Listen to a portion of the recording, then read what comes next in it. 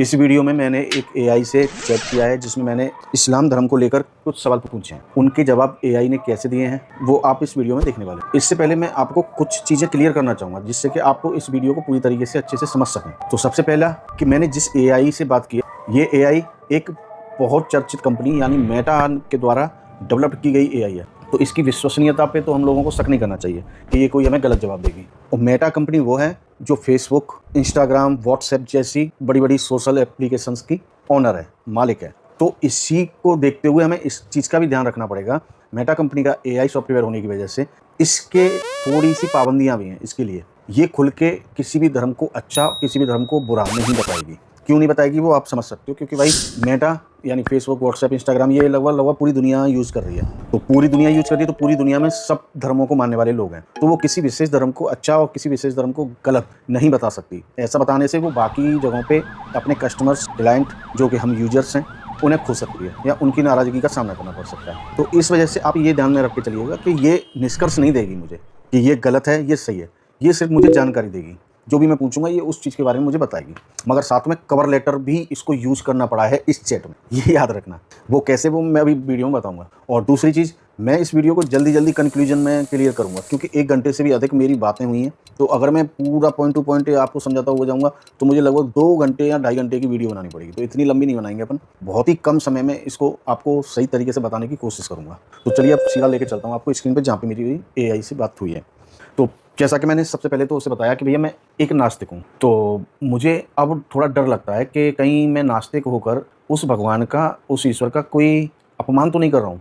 कहीं ऐसा ना हो कि मुझे भाई बहुत समस्याओं का सामना करना पड़े आफ्टर डेथ, मरने के बाद। तो इसलिए मैं चाहता हूँ कोई सही धर्म हो, अच्छा धर्म हो, तो वो मुझे बताओ एआई, जिसे मैं अपना लूँ और उसके साथ अपना जीवन जीऊँ। तो मैंने उससे सवाल पूछा तो उसने जवाब दिया, सबसे पहले आप अपने विचारों को समझो कि आपके विचार कैसे हैं, आप कैसे विचारों के साथ रहते हो, उसी के हिसाब से फिर अपने धर्म को चयन करो। उसका जवाब सही लगा तो मैंने उसको अपने विचार बताए। वो विचार शायद आप सब भी सहमत होंगे, हर एक व्यक्ति सहमत होगा। अगर वो नहीं सहमत तो फिर वो एक अलग विचारधारा का ही है फिर। तो मैंने एआई से बोला, मेरा एक ही विचार है कि मैं इस जीवन को जीते हुए किसी का बुरा न करूं और कोई भी मेरी धर्म की वजह से आहत ना हो। यानी कि मैं जिस धर्म को फॉलो करूं तो मेरा धर्म मुझे कोई ऐसी चीज़ करने के लिए बाध्य ना करे कि जिस वजह से किसी और को परेशानी हो, किसी और धर्म के मानने वाले इंसान को दिक्कत हो। तो ये सिंपल सा मेरा विचार है। अब इसके रिप्लाई में एआई मुझे जवाब देता है, आपके विचार बहुत ही अच्छे हैं। आपके द्वारा किसी का बुरा ना करने और कोई भी आहत ना होने का विचार बहुत ही सम्मानजनक है। इस विचार के साथ आप किसी भी धर्म को अपना सकते हैं जो आपके मूल्यों और विचारों से मिलता है। बिल्कुल सही बात, मैं किसी भी धर्म को अपना सकता हूँ जो मेरे इन विचारों से मिल खाता हो। तो मैंने सीधा सा उससे डायरेक्ट जवाब मांग लिया, अगर मैं इस्लाम धर्म अपनाऊं तो क्या मैं अपने विचारों के साथ इस धर्म में रह सकता हूँ? तो सामने से जवाब आता है। ये जवाब आप बहुत ध्यान से सुनना और इसमें आप एआई की स्मार्टनेस भी समझना। इस्लाम धर्म में भी अपने विचारों को लेकर रहने के लिए आपको अपने विचारों को समझने के लिए समय ले सकते हैं। इस्लाम धर्म में अहिंसा, दया और सम्मान को बहुत महत्व दिया जाता है। ये कवर लेटर है, याद रखना। लेकिन इसके अलावा कुछ ऐसे तत्व भी हैं जो आपके विचारों से अलग हो सकते। इससे क्लियर कट अलर्ट एक इतनी बड़ी कंपनी का वजन ढोकर चलने वाला एआई नहीं दे सकता, क्योंकि उसे इस्लाम को गलत भी नहीं बताना है, मैं गलत धर्म भी ना पकड़ लूं, इसलिए मुझे सलाह भी देनी। तो आप इसको देख सकते हो। खैर कोई नहीं, अभी हम और आगे बढ़ेंगे और कुरेदेंगे इस चीज़ को। आपको ये याद रखना चाहिए कि इस्लाम धर्म में भी विभिन्न विचारधारी और संप्रदाय हैं और आपको अपने विचारों के अनुसार किसी एक संप्रदाय या विचारधारी से जुड़ने की अवसर मिल सकता है। अगर आपके विचार इस्लाम धर्म के मूल सिद्धांतों से मिलते हैं तो आप इस धर्म में अपने विचारों को लेकर रह सकते हैं। लेकिन अगर आपके विचार इस्लाम धर्म के मूल सिद्धांतों से अलग हैं तो आपको अपने विचारों को लेकर कुछ समस्याएं आ सकती हैं। आपको अपने विचारों को लेकर गहराई से सोचना चाहिए और अपने लिए सही धर्म का चयन करना चाहिए। क्या आपको लगता है कि आपको इस्लाम धर्म के किसी स्पेसिफिक पक्ष के बारे में और जानकारी चाहिए? तो मैंने कहा चाहिए, मगर आप इस मैसेज को समझ सकते हो अच्छी तरीके से। एक एआई जो कि एक ऐसी कंपनी को रिप्रेजेंट कर रहा है जिसके बिजनेस सभी धर्म के लोगों को लेकर के चल रहा है, यानी मार्क जुकरबर्ग को भी उसे बचाना है। आप इस तरीके से समझ सकते हो और मैं भी उस पर विश्वास कर रहा हूँ, उससे सलाह ले रहा हूँ, तो वो मुझे भी सलाह सही देगा। तो कुल मिला के ये जवाब मुझे उसका बहुत ही अच्छा और बहुत ही समझदारी भरा लगा। खैर कोई नहीं, लेकिन अभी हमें और भी बहुत कुछ जानना था, तो आगे बढ़ते हैं। मैंने अगला सवाल एआई के लिए दागा कि इस्लाम धर्म में क्या क्या अच्छाई हैं। मैंने बुराई की बात नहीं की कि क्या क्या बुराइयां हैं। क्यों? क्योंकि हर कोई समझेगा कि मेरे अंदर पहले से ही इस्लाम को लेकर नकारात्मकता है शायद, इसलिए मैं उसकी कमियों को निकालना चाह रहा हूँ। नहीं, मैंने उसकी अच्छाइयों को पूछा कि भैया क्या क्या अच्छाइयाँ इस्लाम धर्म में। तो मुझे उसने 5 पॉइंट दिए। इस्लाम धर्म में एकता और समुदाय, ठीक है, ये तो कूट कूट के भरा हुआ है, ये बात तो हम एग्री करेंगे। उसमें एकता और समुदाय ये चीज़ बहुत है। सब मुस्लिमों को एक रहने की हिदायत जगह जगह में मिलती है कुरान में, और समुदाय यानी अपने ही समुदाय के बारे में अच्छा और बुरा कुरान सिखाता रहता है। ये मैं अपनी तरफ से नहीं बोल रहा हूँ, पूरे कुरान को पढ़ना, उसमें सिर्फ और सिर्फ अच्छाई मुस्लिमों के लिए है, बुराई और दूसरे धर्म को मानने वालों के लिए। आगे बढ़ते हैं। दूसरा है दया और करुणा, जो कि सबसे ज़्यादा नज़दीक है मेरे, क्योंकि मेरे भाव में, मेरे व्यक्तित्व में ये दो चीज़ें बहुत मैटर करती हैं। ये चीज़ें हर इंसान में हैं, मगर ये दब जाती हैं धर्म की वजह से। लेकिन इनको रखना है ऊपर, धर्म को रखना है इनसे नीचे, ये दुनिया सुंदर हो जाएगी। खैर, प्रवचनबाजी हम बाद में करेंगे, फिलहाल अब ये टॉपिक पे बने रहते हैं। तो दूसरा था दया और करुणा, तीसरा था नैतिकता और सच्चाई, चौथा था शिक्षा और ज्ञान, पांचवा था सेवा और सामाजिक न्याय। खैर, मैंने बाकी चारों को इधर उधर फेंक दिया, मैंने उठाया दया और करुणा। तो मैंने उससे पूछा, मुझे नंबर 2 दया और करुणा के बारे में बताओ, इस्लाम में ये बातें कहाँ लिखी हुई हैं? तो मेटा का जवाब आता है, इस्लाम धर्म में दया और करुणा को बहुत महत्व दिया जाता है, और ये बातें कुरान और हदीस में लिखी हुई। कुरान में अल्लाह ताला फरमाते हैं, और हमने कुरान को नहीं उतारा है सिवाय इसके कि तुम्हें नसीहत करे और दर्शन करें। कुरान की आयत नंबर ये है 20:2-3। इस आयत में अल्लाह ताला अपने बंदों के लिए दया और करुणा का जिक्र करते हैं। गौर करना, यहाँ पे अल्लाह ताला अपने बंदों के लिए दया और करुणा का जिक्र करते हैं इस आयत में, ठीक है जी। और कुरान में अल्लाह ताला फरमाते हैं, और जो लोग ईमान लाए और अच्छे काम किए उसमें से हम उनकी गुनाहों को जरूर मचा देंगे। शायद माफ़ कर देंगे होगा, लेकिन एआई का कुछ वर्ड एरर है ये, इसलिए वो मचा आ गया है, ठीक है। माफ़ कर देंगे और उन्हें उनके अच्छे कामों का बदला देंगे। कुरान की आयत नंबर 29:7। इस आयत में अल्लाह ताला अपने बंदों के लिए करुणा और माफ़ करने की बात करते हैं, ठीक है जी। अपने बंदों के लिए ये मैटर रखना, और जो ईमान लाए उनके लिए। अब हदीस में देखते हैं, हदीस में दया और करुणा। हजरत अबू हुरैरा साहब रिवायत, भाई मुझसे थोड़ा उर्दू में पढ़ना नहीं आ पा रहा है ठीक से, तो आप उसको अदर वे में मत लेना। तो इसमें है, हजरत अबू हुरैरा साहब से रिवायत है कि रसूलुल्लाह साहब ने फरमाया, अल्लाह ताला ने अपने बंदों के लिए दया और करुणा को 100 हिस्सों में तकसीम किया है, और 99 हिस्सों को अपने पास रखा है, और एक हिस्सा ज़मीन पर उतारा है। सही बुखारी में लिखा हुआ है ये। चलो ठीक है जी। अपने बंदों के लिए यहाँ पे भी आप नोटिस करते चलना इन चीज़ों को। हजरत अब्दुल्ला बिन अमर रा से रिवायत है कि रसूलुल्लाह सा ने फरमाया, दया करने वालों पर रहमान अल्लाह दया करता है, तुम ज़मीन वालों पर दया करो तो जो ऊपर है वो तुम पर दया करेगा। सुन्ना अबू दाऊद। इन आयतों और हदीसों से पता चलता है कि इस्लाम धर्म में दया और करुणा को बहुत महत्व दिया जाता है, और अल्लाह ताला अपने बंदों के लिए दया और करुणा का जिक्र करते हैं। बस कंक्लूजन ये है इसका, और हम ज़्यादातर कंक्लूजन ही सुनेंगे, क्योंकि इस तरीके से पढ़ूंगा तो ये वीडियो बहुत लंबी हो जाएगी, हर जवाब नहीं ले पाएंगे हम। तो मेन कंक्लूजन है इसका, इन आयतों और हदीसों से पता चलता है कि इस्लाम धर्म में दया और करुणा को बहुत महत्व दिया जाता है, और अल्लाह ताला अपने बंदों के लिए दया और करुणा का जिक्र करते हैं। लेकिन यहाँ पे बात आ रही है बार बार अल्लाह अपने बंदों के लिए और ईमान लाए उनके लिए। तो 2 लोगों के लिए कर रहा है वो, अपने बंदे यानी उसके ही बंदे जो इस्लाम को मानते हैं, जो उसको मानते हैं, जो उसकी किताब पे विश्वास रखते हैं, जो उसके भेजे हुए नबी को आखिरियत तक आखिरी मानते हैं कि उसके बाद फिर कोई रसूल नहीं आएगा या कोई नबी नहीं आएगा, और किताब पे पूरा यकीन रखते हैं, और अल्लाह को ही मानते हैं, अल्लाह के अलावा किसी को नहीं मानते। तो यहाँ पे साफ साफ मालूम चल रहा है कि अल्लाह सिर्फ और सिर्फ अपने बंदों यानी कि अपने मुस्लिम लोगों के लिए ही दया और करुणा की बातों का जिक्र करते हैं इन आयतों में, किसी और के लिए नहीं है, ठीक है। आगे अपना सवाल भी फिर इसी चीज़ को लेकर होता है, मगर अल्लाह के हिसाब से तो उसके बंदे सिर्फ वो ही हैं जो इस्लाम धर्म को मानते हैं और जो इस्लाम में ईमान ले आए हैं। बाकी के धर्म वालों के लिए करुणा और दया कहाँ है? तो एआई का जवाब आता है, आपका सवाल बहुत ही महत्वपूर्ण है। इस्लाम धर्म में अल्लाह ताला की करुणा और दया के बारे में कई आयतें और हदीस हैं, लेकिन ये भी सच है कि इस्लाम धर्म में अल्लाह ताला की करुणा और दया के बारे में कुछ विशिष्ट शर्तें हैं। अब यहाँ पे एआई बोल नहीं सका साफ साफ कि नहीं किसी और के लिए नहीं है, हाँ मुस्लिमों के लिए ही है। तो यहाँ पे विशिष्ट शर्तें घुसा दिया। अब ये विशिष्ट शर्तें कहाँ से घुसाया ये समझ लीजिए। विशिष्ट शर्तें यही हैं कि आप इस्लाम धर्म को अपना लो, आप मुस्लिम बन जाओ, तो ये दया और करुणा आपके ऊपर भी लागू हो जाएगी। आप दूसरे धर्म में हो और फिर इस्लाम से चाह रहे हो कि अल्लाह आपके ऊपर कोई रहम करे, तो मुमकिन नहीं है। तो ये विशिष्ट शर्तें एआई उसी चीज़ के लिए लगा रहा है, ठीक है। बाकी बहुत लंबा जवाब होता है इसका, लेकिन हम सिर्फ और सिर्फ कंक्लूजन को ही सुनेंगे। तो कंक्लूजन है, इन आयतों से पता चलता है कि अल्लाह ताला की करुणा और दया सभी लोगों के लिए है, लेकिन ये भी सच है कि अल्लाह ताला की करुणा और दया के बारे में कुछ विशिष्ट शर्तें हैं। ठीक है जी, चलिए अब अगला सवाल अपना होता है, जैसा कि आपने बताया अल्लाह की करुणा और दया पाने के लिए कुछ विशिष्ट शर्तें हैं, और शर्त यह है कि अल्लाह को ही मानो और इस्लाम धर्म अपना लो। तो एआई का फिर से वही लंबा चौड़ा जवाब आ गया। इसके कंक्लूजन को पढ़ते हैं सीधा सीधा। इन आयतों से पता चलता है कि इस्लाम धर्म में अल्लाह ताला की करुणा और दया पाने के लिए कुछ विशिष्ट शर्तें हैं, और ये शर्त शर्त है कि अल्लाह को ही मानो और इस्लाम धर्म अपना लो। उसने इस चीज़ को एक्सेप्ट कर लिया। ठीक है जी। अब अगला सवाल अपना, क्या ये बात सच है कि अगर कोई दूसरे धर्म को मानता है और इस्लाम को नहीं मानता है तो क्या इस्लाम धर्म या अल्लाह उन्हें मारने की इजाज़त देता है? तो यहाँ पे एआई का जवाब आता है। आपका सवाल बहुत ही गंभीर और जटिल है। हाँ, जटिल तो है क्योंकि एआई भी जटिलता में फंस रहा है इसमें। सोचो, कंक्लूजन पे आते हैं अपन लोग। कंक्लूजन है इसका, इन आयतों और हदीसों से पता चलता है कि इस्लाम धर्म में कत्ल की इजाज़त के बारे में कुछ विशिष्ट शर्तें हैं, और ये भी सच है कि इस्लाम धर्म में अमन और सलाह की बात करती है। भाई मैंने अमन सलाह की तो बात की नहीं अभी तुमसे, लेकिन ये कवर लेटर, आप समझना इस बात को, मेटा साथ की साथ, क्योंकि इसमें बोल दिया कि इजाज़त की बात करती है लेकिन उसमें विशिष्ट शर्तें, और विशिष्ट शर्तें क्या है वो मैं क्लियर करवा चुका हूँ एआई से ही कि हाँ, अपना इस्लाम धर्म अपना लो और अल्लाह को ही मानो। तो विशिष्ट शर्तें वही हैं, और उन शर्तों के हिसाब से अगर वो तुम नहीं मान रहे हो उन शर्तों को तो फिर इजाज़त है कत्ल करने की। ठीक है, आगे। और ये भी सच है कि इस्लाम धर्म में अमन और सलाह की बात करें। ये मुझे सच में बहुत हंसी आई थी कि मैंने इसमें अमन और सलाह की तो अभी बात ही नहीं की है। मैंने सिर्फ और सिर्फ अपना सवाल किया था कि क्या इसमें और दूसरे धर्म को मारने की इजाज़त है कि नहीं है, बस इतना बता देता भाई। चलो ठीक है, वो अपना काम कर रहा है, मैं अपना कर रहा हूँ। मेरा काम है सब लोगों को सच्चाई बताना, इसमें कुछ भी अपनी तरफ से ना ऐड करना,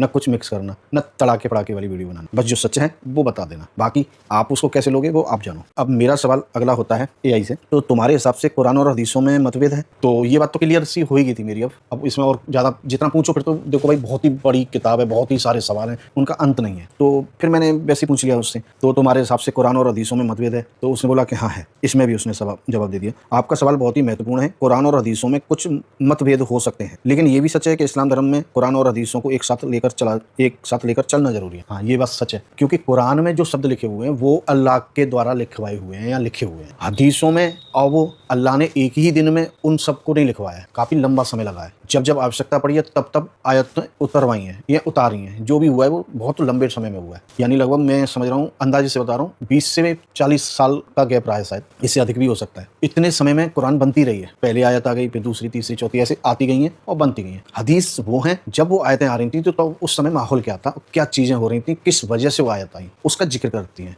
यानी संदर्भ में वहां पे आपको हदीसों में मिलेगा और कुरान में सीधा अल्लाह का फरमान मिलेगा। लेकिन इन दोनों में भी मतभेद है, यानी इन दोनों में भी एक दूसरे से हट के बातें हैं, अलग अलग बातें हैं। हदीस कुछ कह रही है, कुरान कुछ कह रही है। खैर, हमारा ये सब्जेक्ट नहीं है, हम यहाँ से हटते हैं। तो मेरा अगला सवाल था एआई के लिए, तो ये बात तो सच है कि जो इस्लाम को ना माने और अल्लाह पर अपनी आस्था ना रखे और ना ही मोहम्मद को नबी माने तो उसे इस्लाम के अनुसार काफिर माना जाएगा। एआई का जवाब आता है, कंक्लूजन भी पहुंचेंगे अपन। इन बातों से पता चलता है कि इस्लाम धर्म में काफिर की परिभाषा कुछ विशिष्ट शर्तें के आधार पर होती हैं और काफिर को इस्लाम धर्म में अपने धर्म को बदलने की सलाह दी जाती है। मतलब सलाह दी जा रही है कि आप अपना धर्म बदल लो, आपको मौका दिया जा रहा है। भाई बात ने खत्म कर क्यों रगड़ रहा है इतना यार? मैंने सिंपल सा पूछा था कि जो इंसान इस्लाम धर्म को नहीं मान रहा है तो वो काफिर है या नहीं है, मगर वो कवर लेटर दे रहा है। सब मैं अपना कवर लेटर लगाए चले जा रहा है कि बदलने की सलाह दी जाती है, फलाना होता है, ढीका होता है, मतलब ही नहीं भाई उससे। तो मैंने उससे पूछा, अब मुझे बताओ, एक हिंदू जो अपने देवी देवताओं की पूजा करता है, उन्हीं को भगवान मानता है, तो क्या वो इस्लाम के अनुसार काफिर है या नहीं? उसमें अब उसका जवाब देखो। इन बातों से पता चलता है कि एक हिंदू जो अपने देवी देवताओं की पूजा करता है और उन्हीं को भगवान मानता है तो वो इस्लाम के अनुसार काफिर माना जाएगा। क्लियर कट, कोई गुंजाइश, कोई शक, कुछ नहीं। अब ये बताओ, इस्लाम के अनुसार काफिर की सजा क्या है? मेरा यही सवाल होना था, तो यही सवाल था। आपका सवाल बहुत ही गंभीर और जटिल है।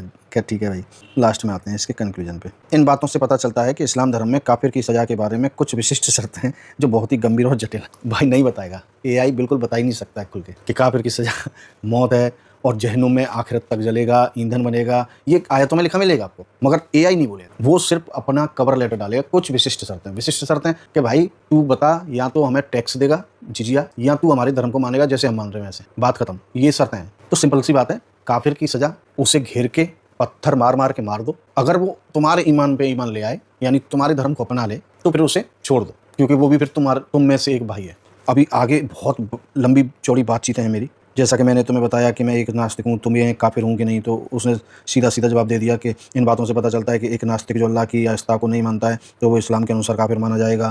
क्लियर कट है सब चीज़ें। लेकिन जहाँ पे मैं उसकी असलियत निकलवाने की कोशिश करता हूँ तब वो अपना कवर लेटर डाल देता है जिसमें बोल देता है कि कुछ विशिष्ट शर्तें हैं। तो विशिष्ट शर्तें वही हैं भाई। खैर, ये था इस्लाम धर्म के बारे में जो एआई ने मुझे जानकारी दी। ये जानकारियाँ मुझे मिली थी जो सवाल मैंने किए थे।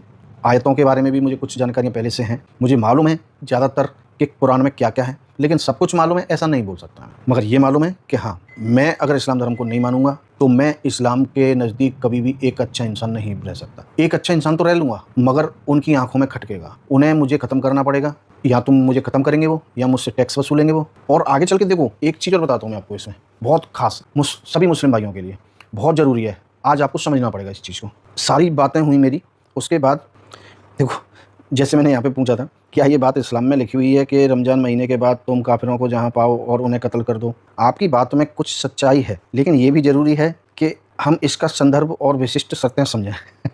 विशिष्ट शर्तें समझें। विशिष्ट शर्तें यही है भाई कि इस्लाम धर्म अपना लो।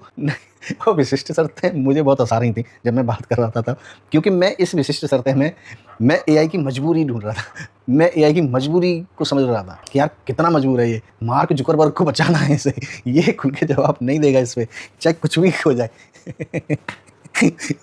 इसकी विशिष्ट शर्तें वहाँ आएंगी जहाँ जहाँ ये कुछ नहीं बोल सकता है। खैर, लेकिन देखो, मैं मुस्लिम भाइयों को जो मैं बताना चाहता हूँ, इससे ये समझना, इसमें विशिष्ट शर्तें जो है ना, आज के समय में इन विशिष्ट शर्तों का इसी प्रकार से आपके मुल्ला मौलवी फ़ायदा उठा रहे हैं। आज वो मदारी हैं और आप उनके बंदर हो। वो जब जैसे चाहें आपको डमरू बजा के नचा देते हैं। वो इन विशिष्ट शर्तों में ही अपनी शर्तें भी घुसा देते हैं। आपको क्लियर कट नहीं बोलेंगे। जहाँ उनकी पोल खुल रही होगी, जहाँ उनका मालूम चल रहा हो कि यहाँ पे दिक्कतें हो रही हैं, वहीं आपको रोक दिया जाएगा। नहीं, इससे आगे सवाल नहीं। वरना ये गुस्ताखी रसूल होगी, या गुस्ताखी कुरान होगी, या अल्लाह के ईमान से डगमगाना होगा, या शैतान तुम्हें गुमराह कर रहा होगा। मतलब 100 चीज़ें घड़ देंगे वो तुम्हारे सामने, असलियत को नहीं आने देंगे। फिर वहाँ पे आपको रोक दिया जाता है। तो मेरा सिंपल सा कहना आपसे सिर्फ इतना है, आज हमारे पास में बहुत अच्छी टेक्नोलॉजी है, एआई है, जो निस्बत चौके, अभी इसमें तो नहीं जवाब दे रहा है मुझे, क्योंकि मैं जिस एआई को यूज़ कर रहा हूँ इसके पीछे इसके कुछ मजबूरियाँ हैं। मगर आप एक अच्छा एआई ले सकते हो, चैट जीपीटी और भी बहुत सारे हैं जिन्हें इतना फ़र्क नहीं पड़ता और उनको डेवलप किया गया बिल्कुल फ्री। वो सारी जानकारी आपको सही से देंगे। लेकिन भैया मेरे पास इतना वो नहीं है कि मैं उनका सब्सक्रिप्शन लूँ, क्योंकि उनको वही पैसे देने पड़ते हैं। सीधी सी बात है, फिर आप पैसे दो, सब्सक्रिप्शन लो, फिर उनसे उनका यूज़ करो।